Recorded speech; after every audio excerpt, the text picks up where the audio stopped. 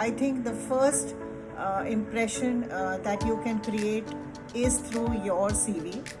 A well-written CV is much appreciated, and when I say a well-written CV, I mean a CV in which all the relevant information has been laid out clearly and crisply. Information relevant to your skill sets, information relevant to your domain knowledge has all been listed out pretty well, right in the beginning of the profile. Your work experience has also been listed out along with your qualifications and domain specific certifications, if any, should very clearly be mentioned in the CV that you are submitting for future career prospects. Now, as a recruiter, as a talent acquisition specialist, we do not spend more than 30 seconds on any profile, So it's important that whatever you have mentioned is very clearly presented in the CV. Now, if your CV catches the eye of the recruiter, that is when they will go into further details, and if not, then that is the point when your CV will not go ahead and it will not be shortlisted at all. Now, once shortlisted, the way it works is that the business heads go through the profile. There are about 2 to 3 rounds of interviews with the business heads of the respective company. What they're looking at is your domain knowledge. The most important thing is specifically they look out for sound domain knowledge, the skill sets that are relevant to the job profile, how well you match up with the job profile.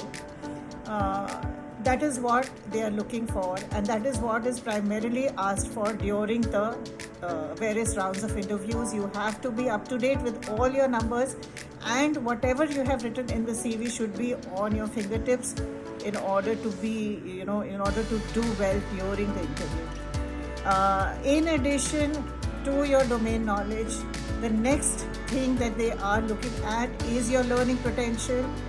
They're looking at your attitude, they are looking at your team spirit and other managerial skills.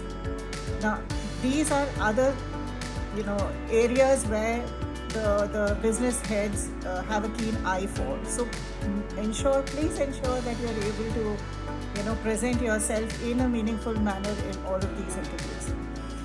Now, once selected, there is an HR round wherein they will talk about your, location related or family related, concerns, if any. There is then a salary negotiation part, and following which there is also a referential check that is done with your previous employers. Most of the bigger organizations go in for a reference check as well. These references have to be provided by you, the candidate himself or herself. So they will be going back and talking to your previous employers in order to ensure that they get a good reference from each one of them. Once all these steps have got completed, I think that is when they decide and they are ready to give an offer to you.